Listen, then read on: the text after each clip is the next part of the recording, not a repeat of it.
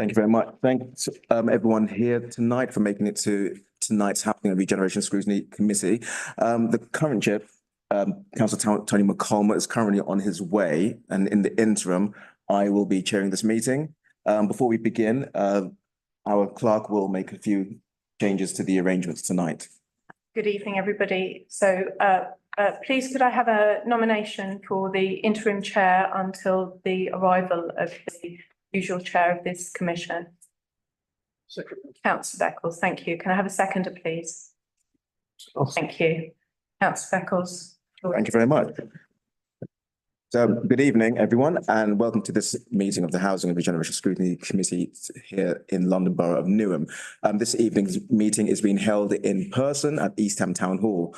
I would like to welcome all members and officers tonight, the public and the press to this meeting, whether they are watching via YouTube or attending in person. Concerning the agenda this evening, I intend to take the following items in order, and that will be item 1, welcome and introductions. 2, the membership, declarations of interest, minutes, the scrutiny panels in housing associations, the tenancy audit, repairs and maintenance, the regulator of social housing. Number 9 would be the work programme, and then we will close the meeting. Is that all agreed? Thank you very much. We have a busy agenda tonight, and I plan that the meeting will end at 7:30 p.m. With regard to the meeting etiquette, I shall invite all participating in the meeting to introduce themselves clearly, stating their name and title, and when they speak for the first time, helpful for those listening at home and for the recording. Members of the council present in the chamber, please can I ask that you indicate that you wish to speak by raising your physical hand. The same applies to officers and our guests. This meeting is being held at the Scrutiny Commission and is now called to order. So to my left, please introduce yourself, Councillor. Councillor Rita Shadow, Canning Town North. Councillor Winston Vaughan, Forest Gate South Ward. To the back. Councillor Zubair Johnson from Blessed Ward. And we'll go across to. I'm sorry. Sawa Allen, East Ham South. Thank you very much. And in front. Councillor Blossom Young, Cabinet Member for Housing, Landlord and Tenant Experience Improvements. Peterson, Corporate Director of Inclusive Economy, Housing and Culture. Danny Waite, Programme Director for Property Services. Thank you for joining us. And to my right, Artemis. Smith Cassie, Head of Scrutiny and Governance at the London Borough of Newham. Thank you very much. And I'm Sanguine Scrutiny Officer. And I can see online we are joined by Councillor Rachel Tripp. Hello, thank you, Chair. Thank you very much. We'll begin by looking at the membership. So to confirm membership, receive notice of any apologies. Do we have any apologies to note for tonight's meeting? No, none that I can advise. Okay, no apologies for tonight. Declarations of interest. Are there any items where members need to declare an interest? And that's none for me. The minutes of the last meeting, pages 9 to 14. For those members who were present, that was our chair, Councillor McCourt, myself, Councillor Chadder and Councillor Tripp. I think we are the only ones who were present. So let's review the meeting, starting with page 7. Chair, were we just going for accuracy and action separate? Checking for accuracy and any amendments. Page 8, page 9, 10, 11. Are there any comments or factual accuracies that need to be corrected? Chair, there are a number of actions that are still outstanding, which concern me because they've been outstanding for a couple of sessions now. I know we're at the end of the municipal year, but could we still make sure these actions are discharged, please? And I think there's also, I think that's all we can do under the circumstances. And Artemis, can you get that and to forward those outstanding actions to the relevant cabinet member and officers for follow-up? Thank you very much. Move now to item 5, scrutiny panels in housing associations, pages 15 to 28. Can I ask Councillor Blossom Young, can you introduce, and your officers can support? Thank you very much. Thank you, Chair. I have very little to say in terms of social housing providers, and we'll pass on to our officers to do that. But To say in terms of where we are with Newham, the scrutiny and resident scrutiny of all registered providers, be they housing associations or local authorities, is an important area of work and is of increasing importance to the housing regulator, but should be also important to us because it speaks to how residents are involved in giving us feedback on our work in terms of monitoring progress and so on. It is worth noting, and you'll see this in the report, that as an authority, Newham does not have any jurisdiction in relation to social housing providers. So, and officers will explain that in more detail. But effectively, the process is governed by the housing regulator. So in the same way that the housing regulator judges us on our performance in relation to this, they are also scrutinising, judging, making judgments about other registered providers, be they other local authorities or indeed housing associations or indeed private landlords. The report sets this out in a lot more detail, and our officers can speak to it. But just to say that, this is an important work for our own housing regulatory judgment, and one we take really seriously, and resident involvement in the scrutiny of our work, particularly in relation to the improvement plan, is important to us. And I'm really pleased that we've been joined by a couple of members of the Resident Challenge Board, which has been recently established, which will be our own kind of scrutiny panel for our improvement journey. And that process has started recently, but is a process that is going well. I think that's all I have to say, but I'll hand over to straight to David. So David, Director of Housing, has joined us. He's got family pressures, so he's joined online, so he's on the screen. He's happy to talk to this paper. Thank you for joining us, David. Thank you very much. Dave Padfield, Interim Director of Housing Services. So the brief for this report really was to set out some of the resident scrutiny arrangements with other social providers in the borough. So we could see that as a reference point for what was going on elsewhere. And so that might inform some of the work that we're doing ourselves in this area. So as Councillor Young has just pointed out, the council doesn't actually have any formal oversight of the work that housing associations do in this area.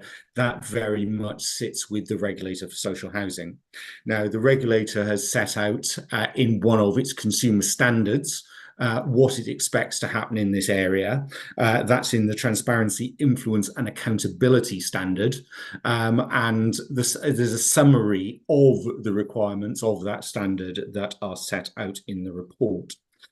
In order to establish how our local registered providers are doing, what we've done is we've reviewed the regulatory judgments on the key providers. Now, as we know, we're still in sort of fairly early days in the new regulatory regime, but of the local providers that we work with in the borough, 2 of them have current regulatory judgments. So the findings in those regulatory judgments, as they refer to this standard, are set out in the report. And the 2 providers are Notting Hill Genesis, who have a C3 consumer standard, where the regulator clearly likes some of the work that it is doing in resident scrutiny and resident involvement at the moment. However, regulator does acknowledge that they're at a fairly early stage in that particular journey that they're taking in the report. The other regulatory judgment that's referenced in this report is that for Southern Housing Group, who have a C2 consumer regulatory judgment. And the regulator there was clearly impressed by the wide range of opportunities that they give their residents to become engaged and to influence the services that are being provided. So that in turn then informs the work that we are doing with our own residents. So Newham are currently working closely with TPAS. TPAS are sort of acknowledged leaders in this field. They are advising us and they are working with our residents. They set out their own standards of best practice that we are looking to in developing our own resident involvement strategy, and are reflected in the draft strategy that we are currently consulting on. So Newham has a record of working with various residents groups on specific themes, and recently we had a resident scrutiny report on repairs arrangements, for example. But quite a bit of our focus at the moment, for understandable reasons, is in relation to the improvement plan that we're putting together, and there will be an update on that later on the agenda. And in order to help us on that journey, we have recently launched the Resident Challenge Board, which again, Councillor Young referred to. So that was launched in April. The 12 residents who are part of that group are currently working with TPAS in order to get the necessary training that they need to do that. And have recently considered the issues that they want to work on as a priority. And I understand their first priority for something from our improvement plan to work in is our resident screening programme. And I will probably touch on that a bit later in the meeting when we talk about the tenancy audit process. So that's a very high level overview of the work that we're doing. I'm very happy to take any questions. Great, thank you very much. And before I move over to my colleagues to answer the questions, thank you very much for joining us tonight. I think it's very important that as part of the standard engagement with tenants, we get your voice, your say, but also that we're crucially listening to you. Essentially, your safety and your needs and wants are fundamentally what we are about in this council. So I'll move over to any councillors who'd like to ask any questions on this paper. Councillor Vaughan. Yeah, thank you. I'm going to look at 3.4 on the report, page 14.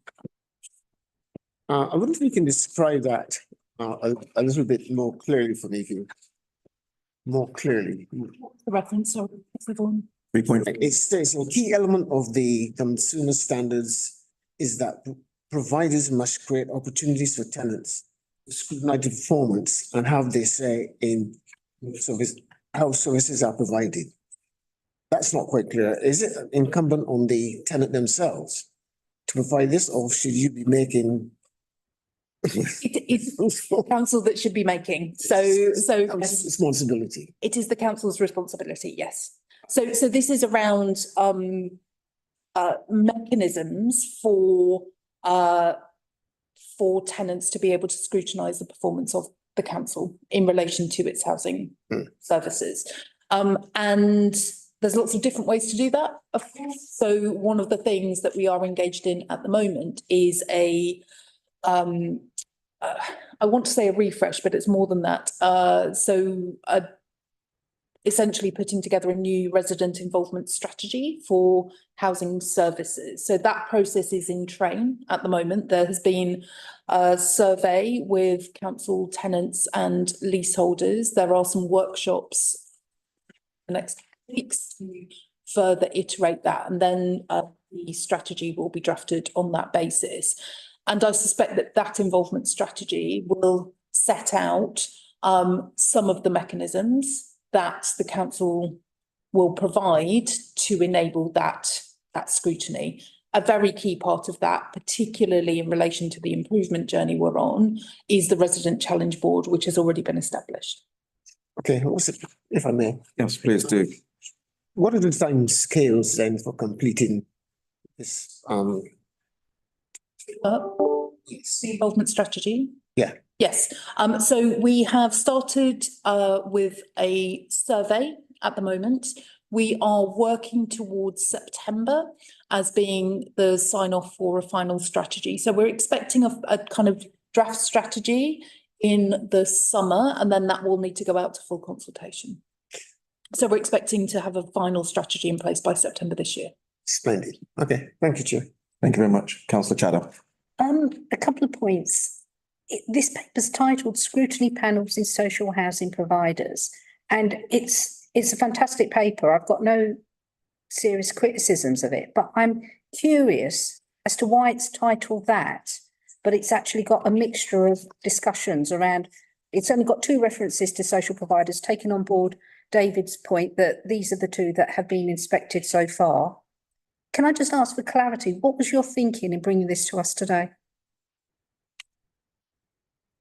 We were asked to. This isn't the end involvement strategy. You told us at the last meeting that that wouldn't be ready until September. This is from your work programme. We were asked to provide this particular paper, and frankly, we were slightly confused about why we were asked to bring this to you. My apologies then. It looks like there was confusion all round. Okay, look, Okay. yeah, well, no, this is right now, and I think it's a We have to valid. bring you an update on the involvement. Absolutely. Yeah, I mean, that doesn't take away from some of the stuff that's in the plan. Can I ask two questions? It says registered providers on 3.10 must assist tenants who wish to implement tenant-led activities. Now, bearing in mind, I'm correct in thinking that this applies equally to us as to social housing providers. Are the community fund days still going to be run this year, or have they been axed because of budget constraints? So that's a really good question, and I don't have an answer at my fingertips. Can I just confirm with David? David, do you know, are the fund days scheduled to take place this summer as they have done for the past, well, large number of years? I would need to check on that. I'm afraid I don't know. Chair Reed, we'll confirm and we'll write back to you and confirm one way or another. Preempting an answer, obviously fantastic if they're continuing. Yeah. I would also say that if that's one of the things that's gone because of the budget, you seriously need to think about whether that's should be reinstated. If you're looking for opportunities to support residents to engage, then community fund days are an appropriate way, especially during the holidays. They've been an absolutely essential part of our strategy to engage with new residents year on year. And so they've been hugely successful. So I agree with you. Actually, they're nice. That'd be helpful, yeah. Thank you. And then my final point, does the council or should the council, as councillors, we get lots of complaints about social housing providers and about housing associations in particular. Is there any mapping or any work being done to actually deal with some of this relationship? These intrinsic issues, I mean, so housing providers or housing associations are a law unto their own. At least with the council, we've got some sense of direction on who we can escalate things to. Housing providers, it's absolutely, I don't know if colleagues agree, but it's absolutely horrific. Is there anything the council can do in using its influence? Please. I mean, so we'd be very happy to channel part of David's team have responsibility for liaison with housing associations. We'd be very happy to channel complaints about specific landlords to the senior contacts we have in those housing associations. But I also recognise that, and it's something that David and I have been discussing, is a more structured approach to our engagement with housing associations should be developed across Newham. And indeed, both around complaints, but actually more and more positively, need to also share good practice to make sure that we're all actually trying to address those issues that face people in Newham housing related, because we're all part of the same ecosystem. So I think there is much more work we can do, Councillor Chadder, to strengthen that. But in the short term, if you've got particular problems with landlords, please let me know and David know, and we'll find senior contact within those housing associations. Thank you, that's appreciated. I just think if going forward, it'd be useful for us to know who are our good housing association providers, bearing in mind that we work in partnership with them on a number of levels. We need to know why we're investing in some relationships and not others. And so we don't currently benchmark our social housing providers within borough currently as to who might be better, who's good, who's not. I think we're taking the regulatory judgments on what the judgment has said and doing that any additional proactive work. Could we use the casework service, for example, the number of times housing providers are doing? Yeah, that's a very good point. But I'd agree with what Paul is. I agree with both of you, actually. I think that there is a lot more we can do in this space to really look at more strategically how we look at housing and its provision, because it's not just the council, it's not just housing associations. And there's, yes, I'm conscious. Your question. Yes, but no, so I agree with you, and I think it's something that we need to take away and look at. Thank you very much, Councillor Young. And I can see Rachel, please come in. Thank you. I hope can you hear me okay? Yeah, loud and clear. Great. As ever, Rita's asked some of the questions that I wanted to. I was also a little bit sort of struggling to find the context for this paper, and I'm really sorry if that's because that we as a group had asked for it and maybe not been clear about what it was that we wanted. I was also a bit intrigued by exactly the same point that Rita pulled out about on page 15, 3.10, the must assist tenants who wish to implement tenant-led activities to influence and scrutinise. I underlined that because I wondered whether that was aimed at something specific. Is the intention there that we must help residents who wish to set up residents associations, or it felt to me like there was something else specific going on. And the only other questions I had were firstly about, as Rita has said, about complaints that we get as councillors about housing associations.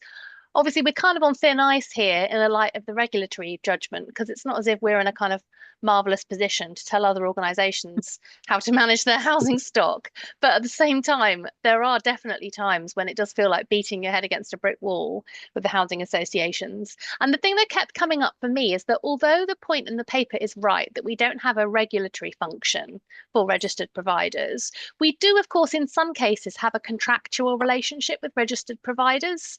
There are some houses in my ward, for example, where LBN is the freeholder, and the management of those homes is done by, I don't know, Sanctuary, for example, who used to be Swan. So it occurred to me that while there isn't a regulatory role, there is a kind of lever that maybe we could use there in order to try to get a better standard of service for some of our residents. Thank you very much. And for the benefit for those at home, Councillor McCollum, the full-time chair of this committee, has just stepped into the room, and I will bring in David and then hand over to our chair. Thank you very much. Yeah, I'm happy to just respond on some of those points. Yes, my understanding of that provision in the requirements is if residents wanted to set up a residents association, we would work with them to do that. I think it's possibly got wider applications as well, but I think the TRA one is the most relevant one. In terms of our relationships with registered providers, yes, you're entirely correct, and Paul has already highlighted, where we do get concerns raised, we've usually got a good relationship with those RPs, and we will pass those on and work with them, but our capacity for doing that at the moment is fairly limited. The contractual relationships, I think the one you're alluding to is actually our PFI scheme, or one of our PFI schemes. So obviously, if we are the owners of those properties and we have a contractual relationship, we've obviously got a lot of leverage in those circumstances, and we would certainly be getting involved as the owner of those properties. And then the other thing, I have now been advised the community fund days will be going ahead this year. I can confirm that. Thank you. Thank you very much. Councillor Tripp, did you have any supplementaries to that? No, thank you very much. And again, welcome to the Challenge Board. Can I ask you, how are you finding it so far? So you've had just over a month. Do you have any comments as how the system is working for you so far in your training? Yeah. Still in training. Early days. We had our first meeting last month, then we've had training with TPAS, and then we've got our first board meeting in a couple of weeks, where we've chosen vulnerability screening and fire evacuation project as the theme to discuss and hold the board to account, the officers to account. Can I ask, and I know it's probably quite daunting to be in a meeting like this, to be asked these questions, but what do you envisage from being given the training and then being able to scrutinise where you live essentially? How do you feel that your voices can help enhance the service? I think there is a level of enabling and empowerment within the group that we feel that we're coming together, and that it's a niche initiative, and it's been designed to work in collaboration with the officers, with the councillors, to bring about this positive change. So we are all to act as critical friends. So some of the constructive criticism that we're seeing in this room is quite inspiring, to think that in a couple of weeks' time we might be adopting certain methodologies to hold the officers to account for delivering the program. It's quite ambitious, but it is realistic. So, Well, you just said that my main reason is to hold officers to account. I do like what, this councillor has. Also chatter. Is actually my yeah, when we have to just liaise with her. So yeah, it's just basically to bring councillors to account, and it's also an insight to seeing how this group works, and it's all good. It's basically a learning curve. Like I said, if you want change to happen, you have to be inside, not on the outside looking in. That's very good points. Thank you very much.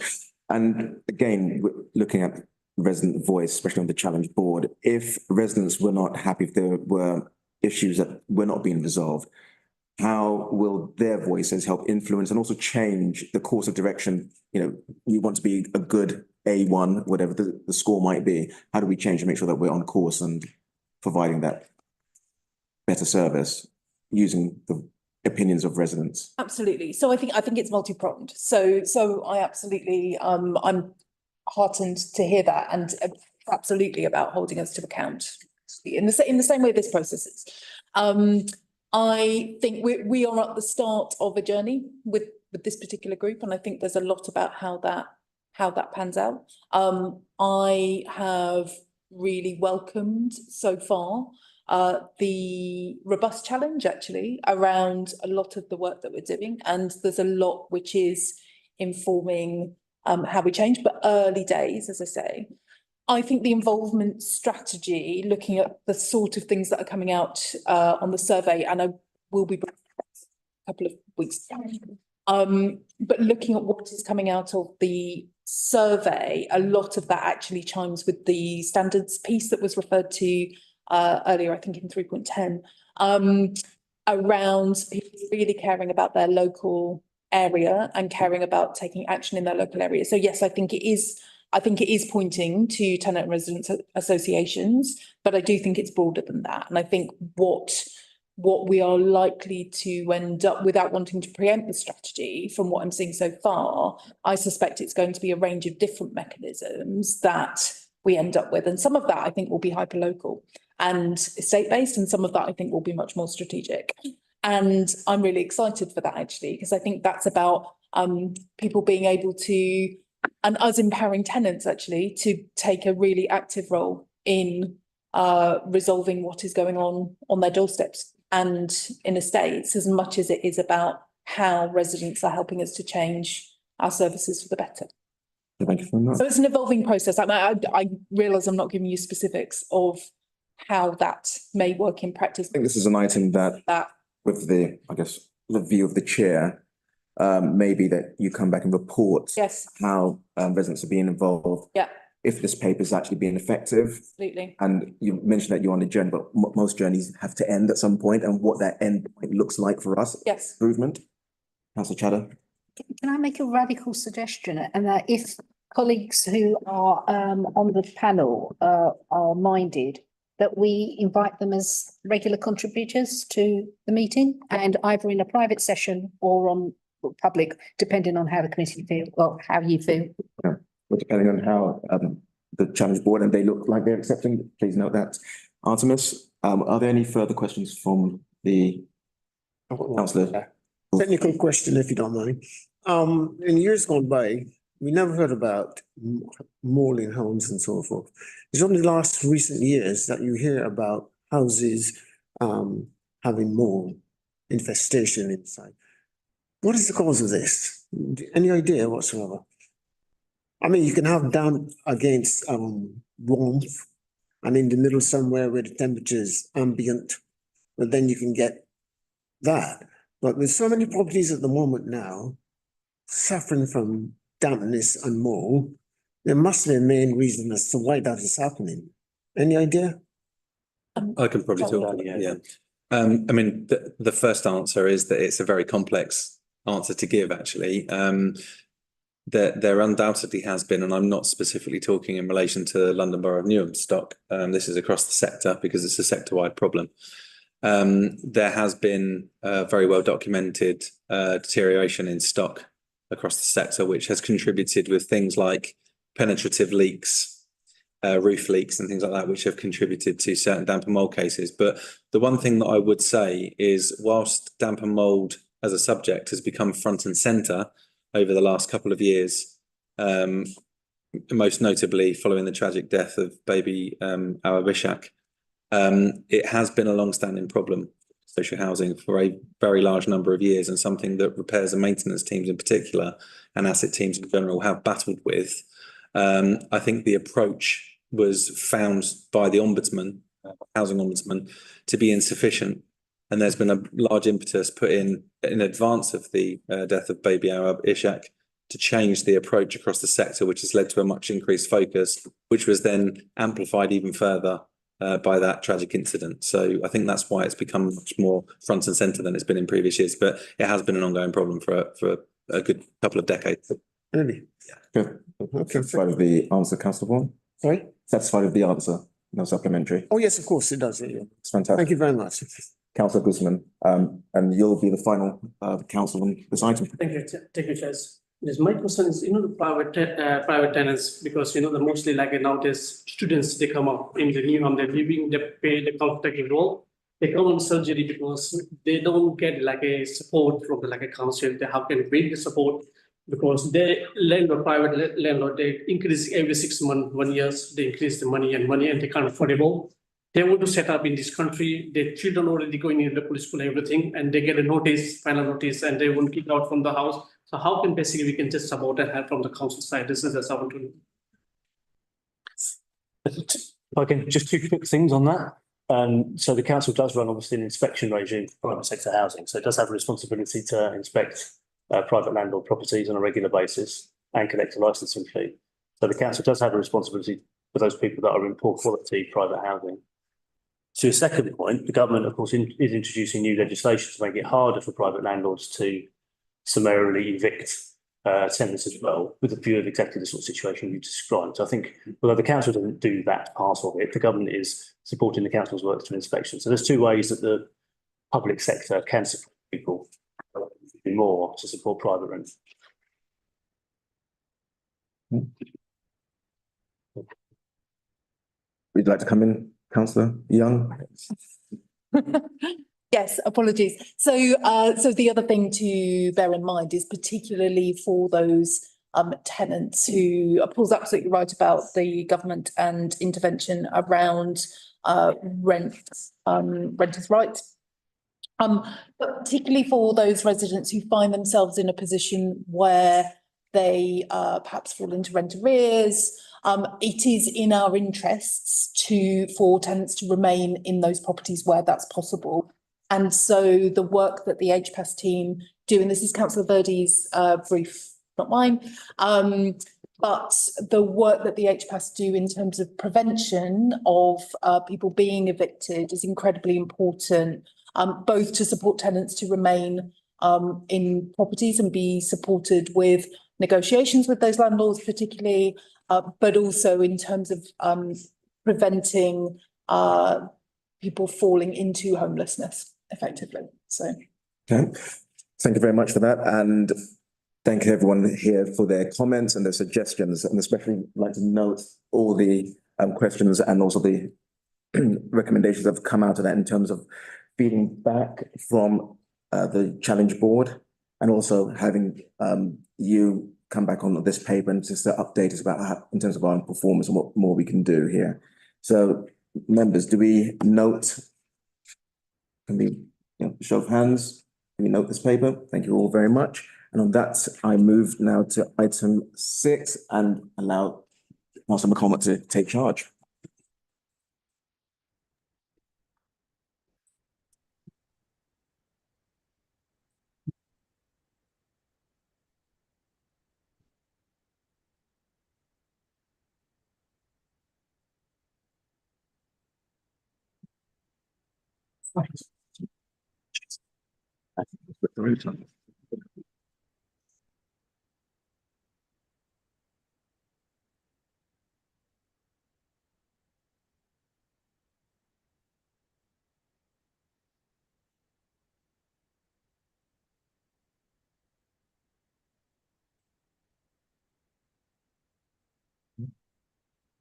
Hello, everyone, and I'm sorry for my delay. It's been a massive accident on A46. Cost of penalty, okay? Penalty. Oh, well, I'm really sorry to those people that is involved in the accident. At least I was in one piece. But sorry for the delay, colleagues, and my apologies. And thank you, James, stepping in and doing such a good job. Thank you, Chair. We have another meeting, the overview and scrutiny meeting at 7:30. So I'm very conscious of the time because officers and members of those of you will be bearing down on us. And we have 3 items to get through. So I would ask members and officer alike to cooperate with me in getting these 3 items and done with the view in public. Our apologies if it seems to be rushing this quite a bit than usual, but we do have another meeting, another important meeting after this one. So this item is item 6 on our agenda paper. It's about the tenancy audit. And the council has a duty to audit the tenancy, and we in Scrutiny wants to ensure that the council understand its tenants, or who the tenants are. And the council does do this in the form of a tenancy audit to find out that people are not subletting and who's in the property is supposed to be there.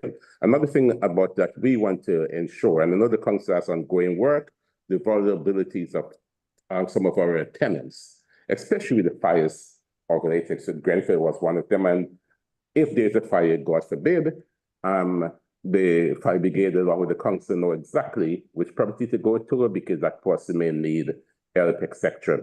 I know Councillor Vaughan's asking about damp and mold.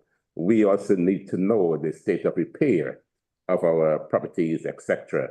And there's some of these, the tenancy audit would help us in terms of knowing the state of repair, know which property is damp infested, and so know which property has vulnerable resident, and know who might be subletting. So that is why, and that's just for the viewing public, that's why we wanted to do this paper. So over to yourself, Councillor Young, and I recognize Paul, your able assistant with you, and the name, please? Danny Waite. Okay, right, so I have 3 able colleagues. Yes, and Chair David Padfield, who's the director of... David, I'm sorry, David, I didn't notice you there. So, can I hand over and bear in mind the time constraints? Okay. Who's going to do so Cheryl Russell, who's Programme Director for Housing Management, would ordinarily lead on this. She's been doing all of the work. She's been taken unwell actually over the weekend. She is watching online, so hello Cheryl. But David will run through the paper if that's okay. Okay, so David, if you take us through it, please, if you can do so as quickly as possible, then we go to members' questions. Thank you. I will. Thank you very much. I'll be very brief.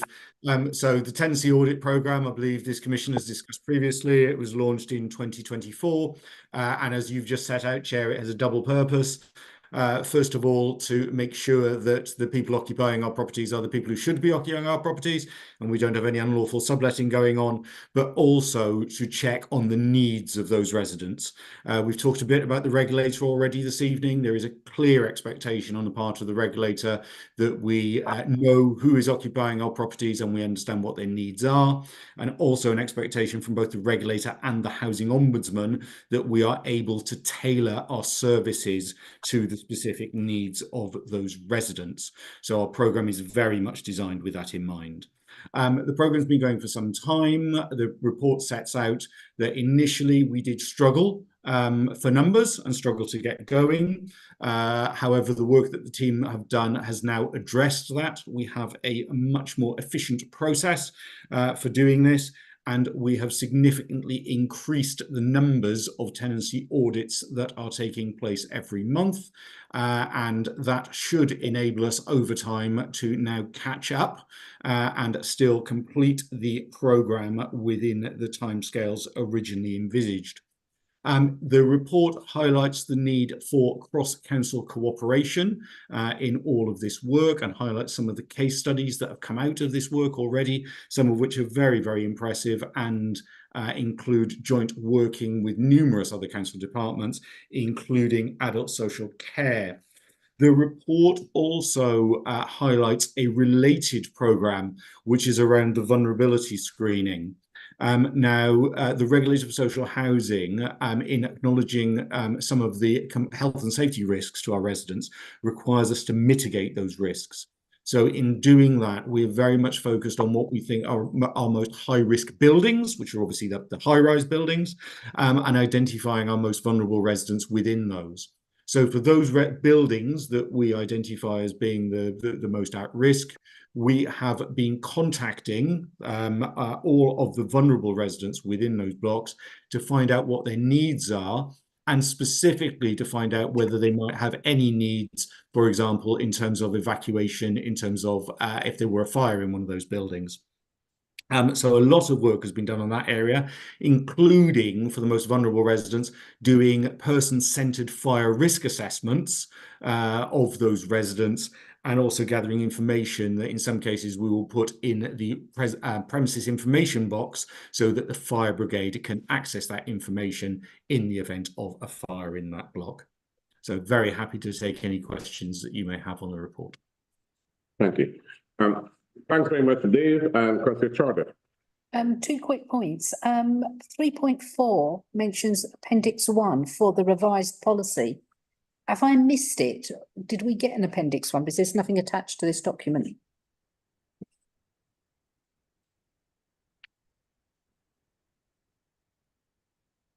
Apologies if that's missing. We will arrange for that to be circulated to the committee. Apologies.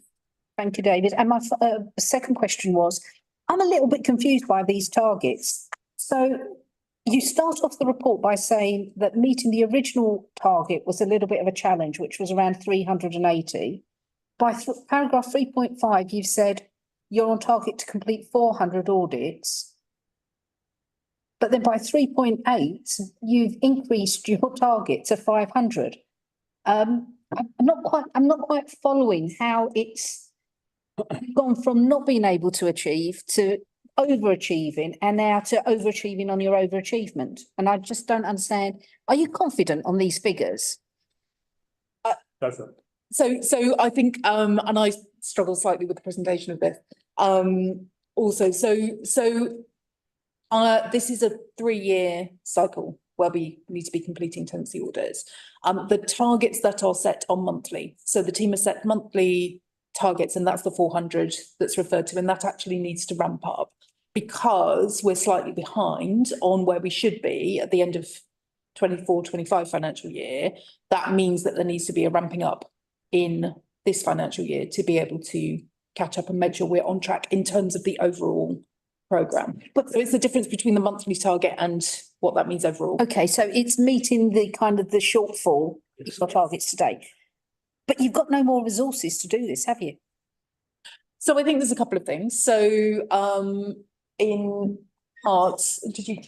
Yeah, so it's a good question. So this is a classic example, I think, of how a leadership of management regime can make a difference to a particular set of officers and skills, and these are being delivered by the housing liaison officer team.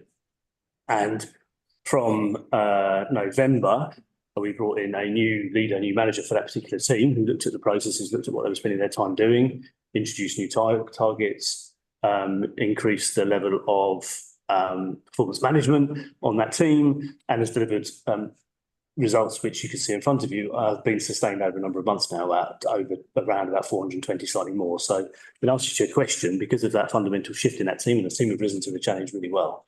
Okay. And moved to a patch-based model, they're out doing their staff, they're out doing their job. You might argue that that was always the job in the first place, but now they're doing that at a sustained level. Okay. We've recalibrated the target and we can still fit within the 3-year cycle. Has the process itself changed? Because what I'm concerned about is, are we taking any shortcuts? So before, if we were knocking on people's doors 3 times and then saying a no-show, are we now knocking on people's doors? Not taking shortcuts, no. We're still doing the tenancy audit inspections. It's the same process, it's got the same contents, we're looking at the same things in the properties. What's fundamentally changed is the amount of time those officers spend trying to get into homes and then doing the work compared to other types of doing, and the performance management and culture of that team. And now the team are really fired up, they want to get it done, they understand the connection between the regulatory and inspection judgment as well, and therefore they are delivering that sustained level of inspections. So what changed in the policy then? Sorry? Why did the policy need to be revised? There's one small change to the policy, and I can't remember off the top of my head what it was. Can you remember off the top of your head? I can't, I'm afraid, no. We'll come back to you, but it was, I mean, I'll put it in this way, it was ancillary to the meat of what the inspection regime was. Right. I can't remember off the top of my head what it was. Okay. But it was literally one small thing. We'll come back to you. Thank you. Okay. Cheryl, Councillor Tripp. Thank you. I had a few questions. I wondered, once completed, whether we would then enter onto a rolling cycle of tenancy audits, where we'd expect to be visiting every council home every certain number of years, and roughly what that kind of cycle would be.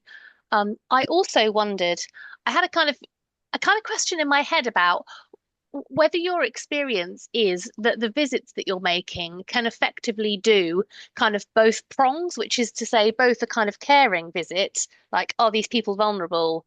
Are there any repairs needed?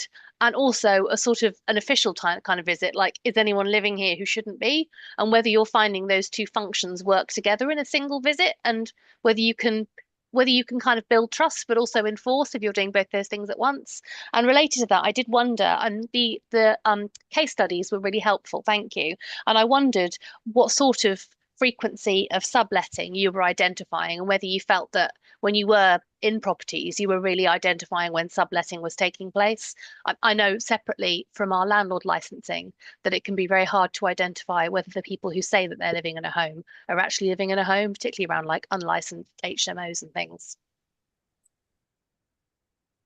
David, would you like to respond to those? I can answer two. Yes, certainly. So in terms of whether this should be a rolling program, yes, it would be best practice for this to be a rolling program. I think what cycle we choose will be up for us to decide at some point in the future. Could do a 3-year cycle, could do a 5-year cycle. In terms of the double function, that's a very, very good question. I think the model that we've adopted is a very, very good model given our current needs. However, we probably should recognise that it has been quite a labour-intensive model. If it was just a tenancy audit, who's living there, the more traditional local authority model, we could probably have cracked through more numbers more quickly than we have. And then on the subletting piece, yes, we have been identifying some people or for further investigation as subletting so far. The numbers have actually been quite small at the moment, and that's probably because we're only just starting to ramp up the process now, and it's probably those that we're currently seeing as no accesses, that as we continue to press on that, that we will be identifying more likely subletters going forward. Thank you. Councillor Beckles. Thank you. Just on David's point about finding those subletters, what does enforcement look like, and what does, or I guess, what is the deterrence for subletting? And what does enforcement look like if you find them, and when you start ramping it up, do you have the capacity to, one, find people who are subletting, and I'm sure there's quite a few, and what do you do with them once you find them? So would you like me to answer that? Yes, please. So the enforcement function sits with the council's audit team. So when we suspect subletting, we pass that to audit, and they will take action to recover that property. There are additional things that can be done in addition to that. So, for example, it is possible in some circumstances to go after the tenant who has been subletting for the proceeds of subletting. But yeah, that's a judgment call in terms of how the court case is set up, and whether it's best to go down that route or to just simply take the keys back. Yeah, thank you. Can I come in take us to the vulnerability screening? I note from the report that the top 10 properties been identified, and we are going to, and there's a number of cases identified.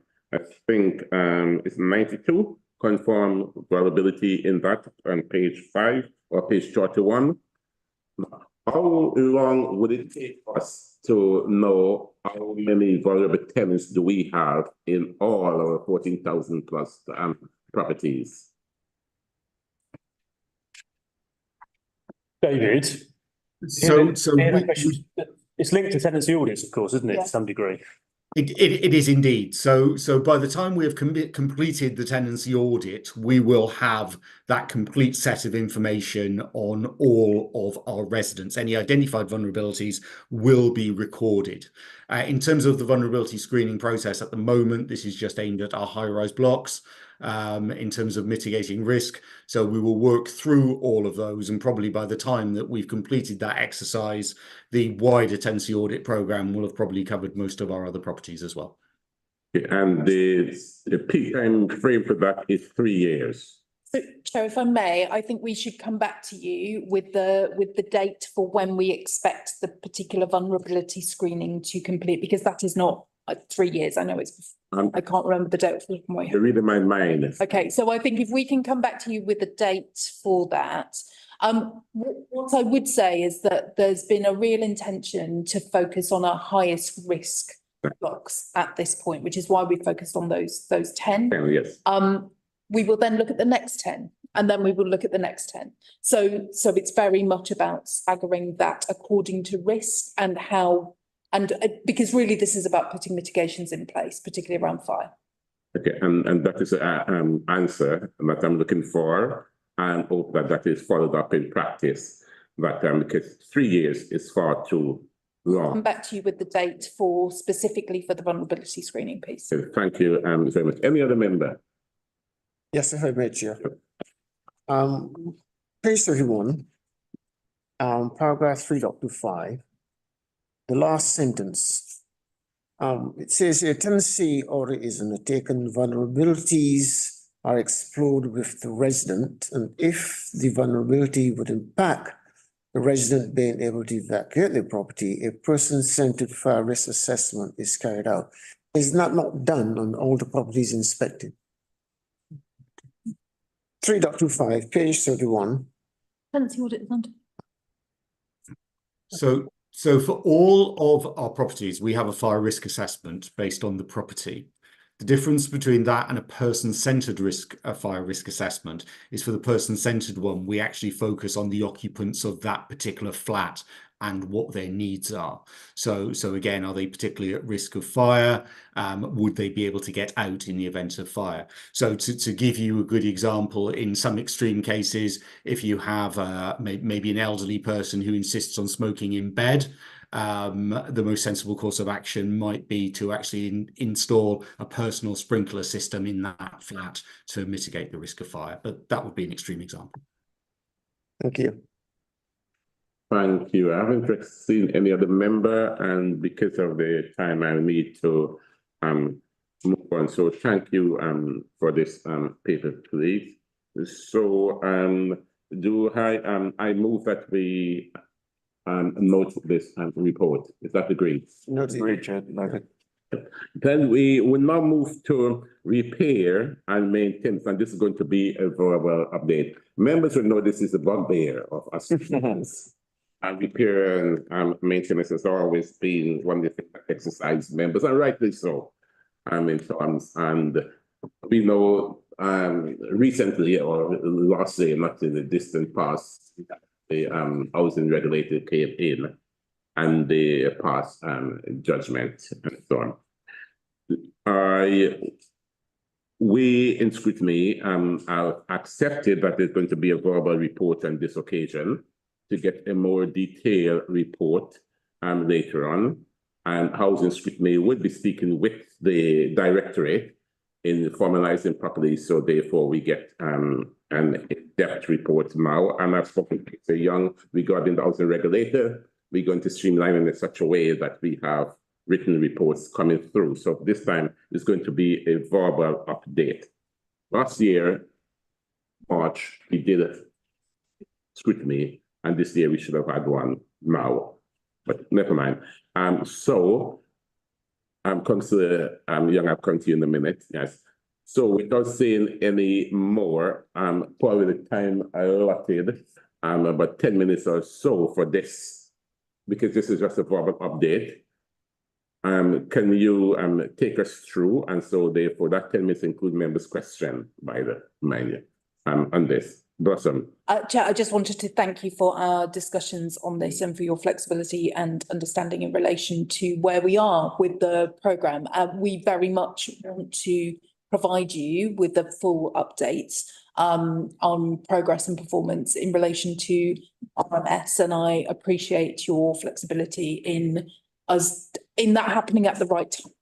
in many ways. I would like to pass over to Danny in terms of the verbal updates to you.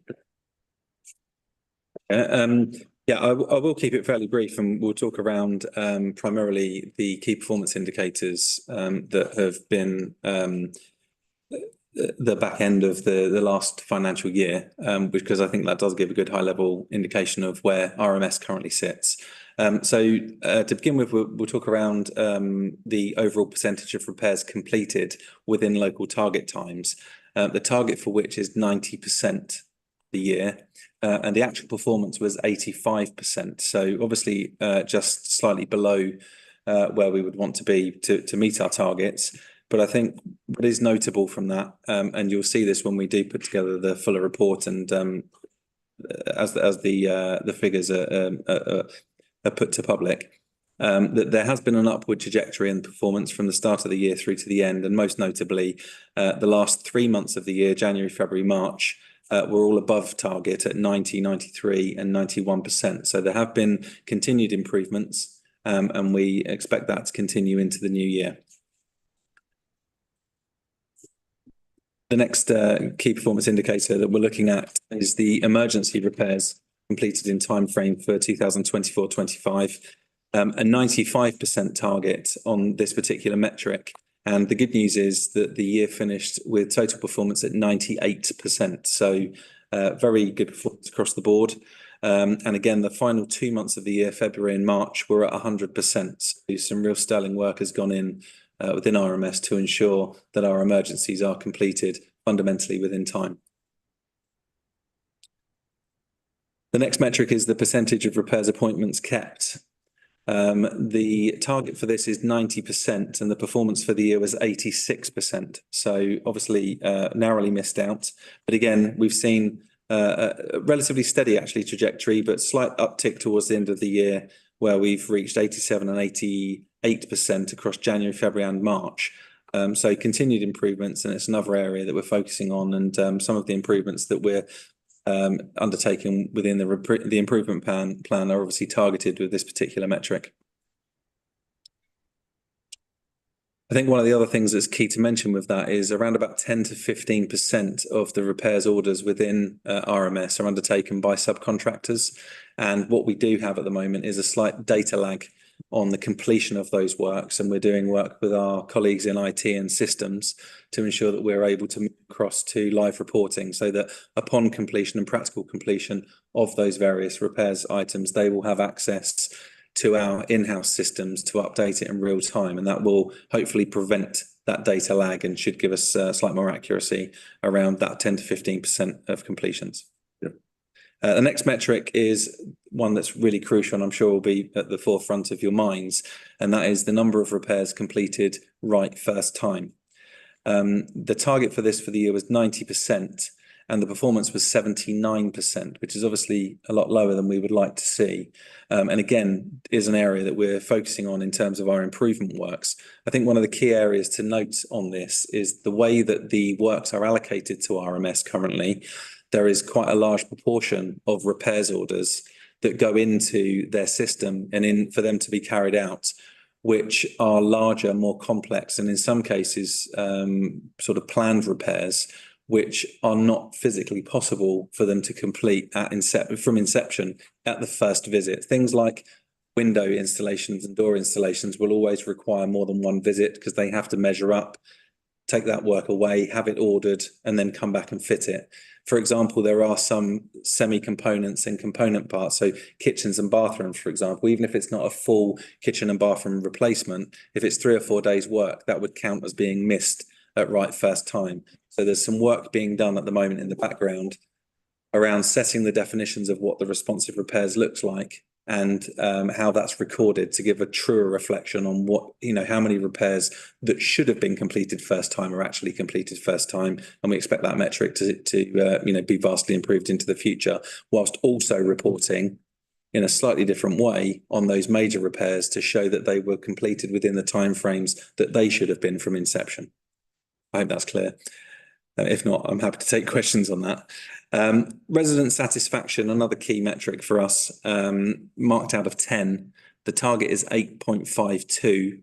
and the performance shown to the year was 8.22, so just underneath, but not vastly out. And again, what we have seen is a good improvement in that area towards the back end of the year, recording 8.52 in March. But I think it's clear and follows through that as we make the further improvements, we'll see an increase in resident satisfaction. One of the key areas that I think was picked up previously, and the final point that I'll refer to, was around a backlog of repairs which had run out of time, and this was picked up by the regulator as part of their inspection, and was quite a key area for us to focus on. But when the inspection was carried out, we had a total number of repairs in what we call the work in progress, or the WIP as it's referred to, of 5,400 repairs. Only 51% of those were still in target, which is very, very low considering we would normally be aiming for around about 90% of those to be in target timeframes. So out of target, obviously 49%. Our position as we sit here today is a total number of repairs in the work in progress of 3,857. So we've managed to reduce the overall number of jobs outstanding quite significantly. But the most important shift we've seen there is that our in-target performance to date is 80%. In target, so a significant improvement from 51% when the inspection was undertaken, and we're moving towards a target position of 90%, which we are on trajectory to do in the coming months, and we'll be able to report back on that in future, and hopefully we'll be in there. Very key in there as well is the fact that our emergency in time shifted from 96% at inspection to 100%, and our non-emergency repairs carried out in time went from 67% to 90% currently. So some real significant work's been undertaken there, and that, for the moment, Chair, concludes my verbal update. Thank you, members. Any member? Okay, I start with member gather their thoughts together. It's all right, Chair. Return visit or getting the right person to the time. What you explained to me is that, for instance, when you talked about window, if you have a window to fit, they would book that window, and then it takes about 3 to 4 days, but the job is only booked for a specific time, so it's being deemed as a return visit. That's right. Or this before. Yeah. And if we heard this before, why is it taking so long to get it fixed? And why are you beating yourself up then? Because you're giving us the problem is identified. It's been identified months ago, a year ago or more, and still it's not fixed. Why is it taking so long? That's a good question, Chair. And at the risk of sloping one's shoulders, I can't answer that and speak to the past or to officers that may have been included in that process. But what I can say is that we are taking very positive action moving forward, and I can absolutely guarantee that will not be the position as we move forward with our improvement plan, of which this is an area that we firmly have on that plan to carry out. This organisation doesn't seem to get RMS right. Sure. But I do recognize that some progress being made, though I welcome those the positive progress that's been made. But this is one that do upset a lot of our residents in terms of taking time. They give them time, and then they know that they have to take another time from work, etc., etc. And we don't seem to. And I know for you who just came into service, but for the residents and for the organisation, residents are expecting Newham Council to get this right. Absolutely. And not about the person just coming. So what, when, I'm now looking to you, where do you think, now that the problem's been identified, when do you think you can get this right? Can you tell this committee when you think you can get it right? Well, the work's already being undertaken at the moment to draw up the definitions of what a responsive repair is and the parameters of that, which we've already started moving forward with as part of our improvement works. And we are setting out those timelines as part of the improvement works that we're doing with the regulator. So that will form part of our ongoing sort of measures in terms of our progress against those actions. But we are already seeing some changes to that. And the question is the question, and especially the viewing public, is the when. Because if qualified operative or person on the phone is going to be allocating a job or given a time, we expect someone in the trade to know with that job it's going to take about a day, 2 days, or 2 hours. So the when, and that's what we need to, because of the time constraint. If you don't have, I can't give you a date. I can't give you an exact date right now, Chair. But what I can say is that the plan for that is being worked up as part of our improvement work. So we will be able to come back with that information as that plan is fully drawn. Can you make a note? And where can you come back to us with the information? So that plan you will have by the end of May. But okay, so within the month we will know when. Okay, thank you, Rita. Notwithstanding the chair's comments, you mentioned in there that you inferred that you'd be changing the measurement tools for first-time repairs. Well, we won't necessarily be changing the measurement tools. What we are looking at is whether we're actually measuring responsive repairs. So the metric that's set up for first-time fix, which is clearly laid down across the sector, actually, in terms of the key focus of that is for responsive repairs. So, for example, we don't measure kitchen installations as part of a capital investment programme on the same metrics as we measure responsive repairs.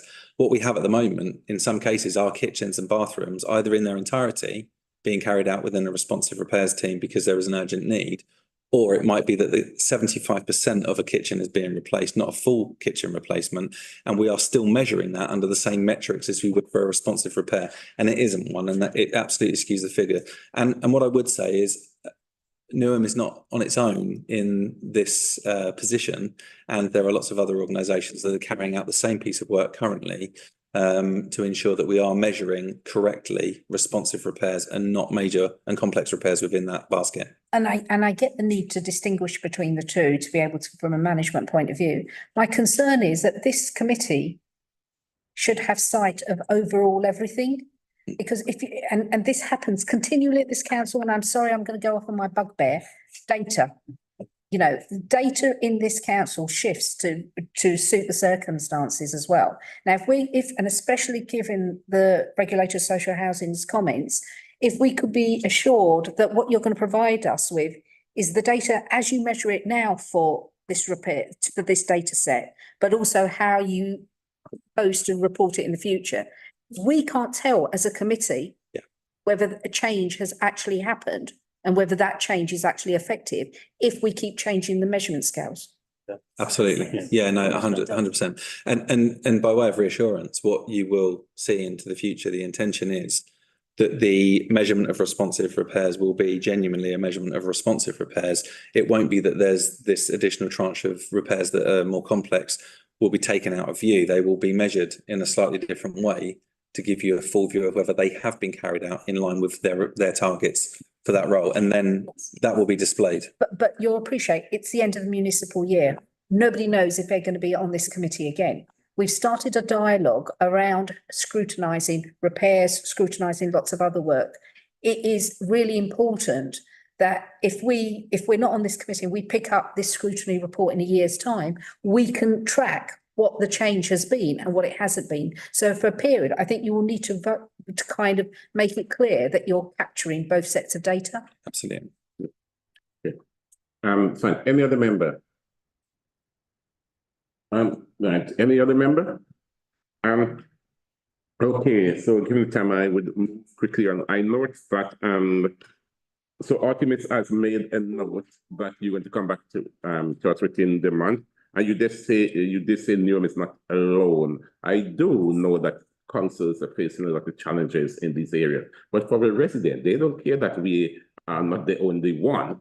They only care about themselves. Yeah. Okay, so for us members, you can say that, but for the residents, you can't. And so therefore, we have to do everything possible. And thus, 30 seconds, I need to move on. Just to clarify, we will come back to you with the improvement plan for the regulatory report, which will contain the date that you've asked for in terms of repairs. I thank you. You will have a chance to talk about that in less than 5 minutes. Indeed. I want to be clear about what we are providing within the month. Okay. So therefore, so colleagues, can we note that item? Noted. Okay. And we move on to item 8, which is a verbal report on the housing regulator. And I already made comments about this, but I'm not going to repeat it. Councillor Young, do you want to give us a verbal update yourself, or whoever is trying to do this? I'd like to, in the interest of time, I'll pass to David. Dave, the button is yours. Thank you very much. So just to recap, as you all know, new regime for local authorities came in April 24, and Newham was very much front of the queue for inspections. So we were inspected in May 24. I had our regulatory judgment in October of last year, and it was a C4 judgment, worst that can be given, and we are one of only 2 local authorities so far to receive that judgment. Since then, we've worked very intensively with the regulator of social housing.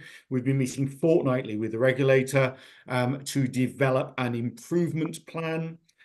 We are providing quarterly updates on progress to Cabinet. The last one was in March, which was also brought to this commission and discussed here in March.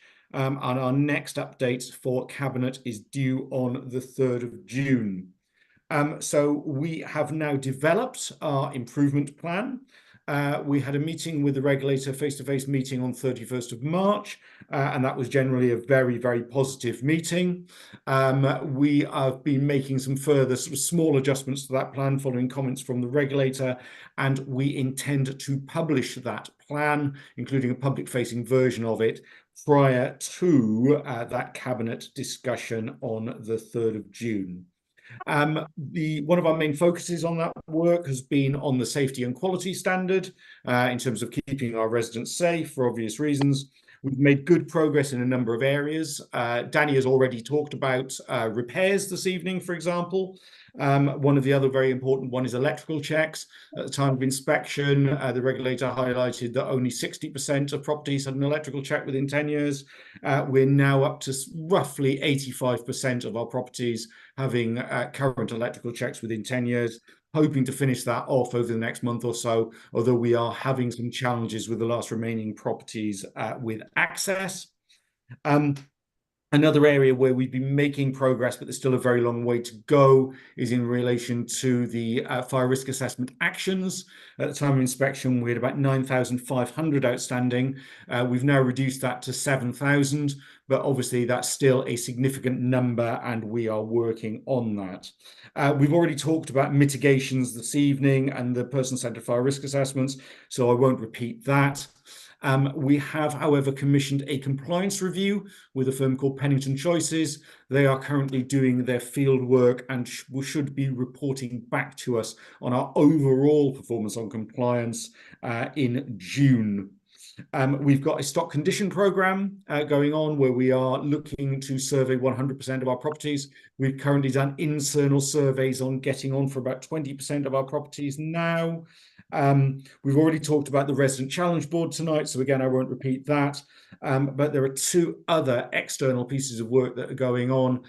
One is with Savills, who have been appointed as our strategic partner and are providing a strategic challenge to the work that we're doing.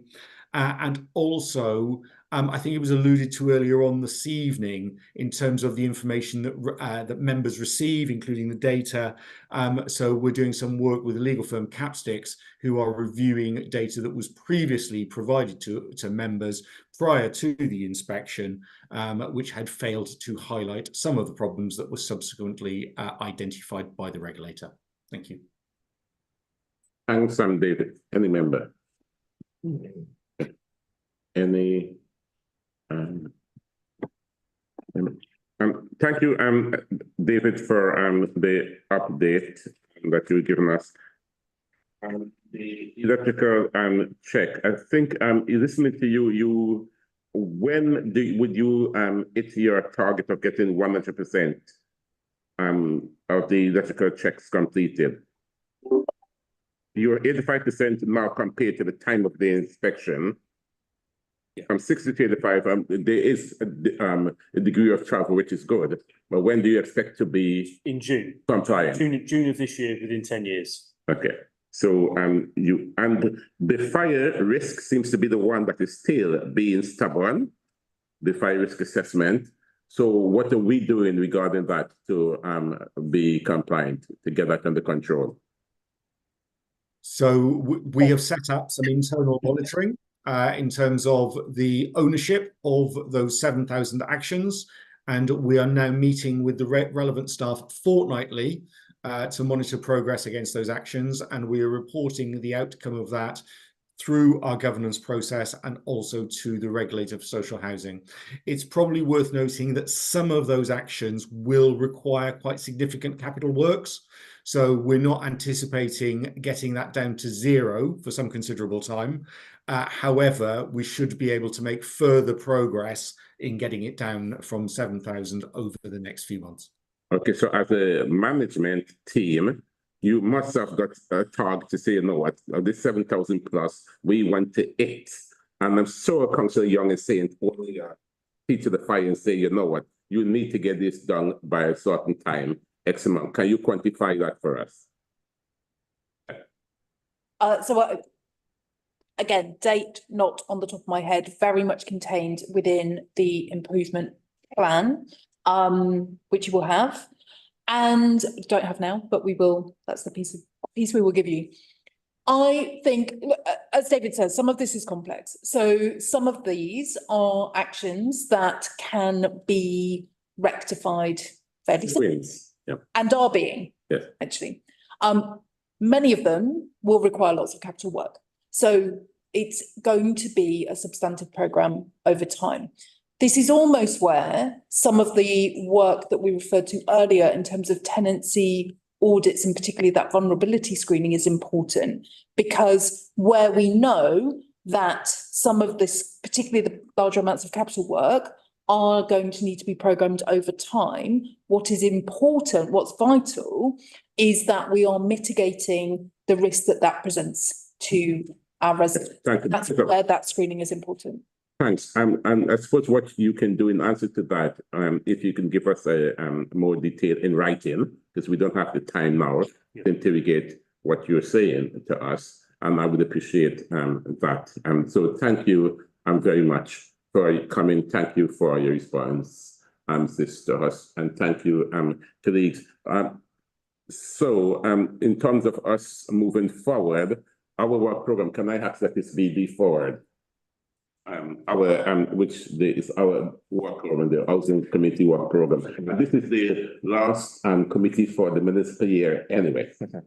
Okay, so the new committee was set up, they would establish their own work program. Is that agreed? Okay.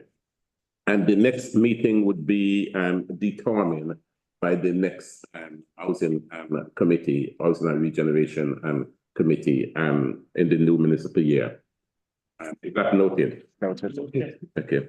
And I now bring this meeting to a close, which is 19:34, according to my phone watch or clock. Okay. Thank you all, and thank you very much for attending, and I hope you find our meeting informative and useful. Yes.